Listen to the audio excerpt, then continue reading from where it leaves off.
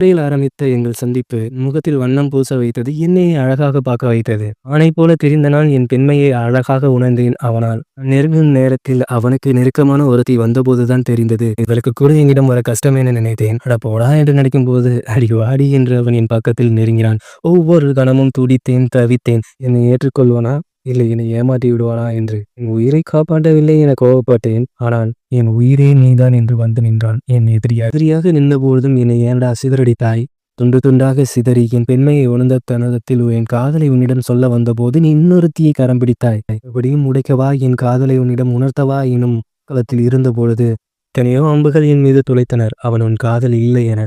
அப்பொழுதும் நின்றேன் உனக்காக, அவளுக்காகவும். ஏனென்றால் அவள் உன் காதல் அல்லவா? அவள் அருகில் நீ இருக்கும் ஒவ்வொரு தருணமும் ஒவ்வொரு அம்புகள் எனது போர்க்களத்தில் என் நெஞ்சின் மீது பாய்ந்தது. அப்பொழுதும் நான் உறுதியாக இருந்தேன், என்னிடம் நீ வருவாய் என. அதை காப்பாற்றி என்னை தவிக்க விட்டாள் என்று நினைத்தேன். என்னை காப்பாற்றி விட்டுதான் அவரை காப்பாற்றினால் என தெரிந்ததோ அம்புகளால் பட்ட காயங்கள் ஆறி போனது. சொன்ன அந்த குற்றச்சி எனும் வார்த்தையால்.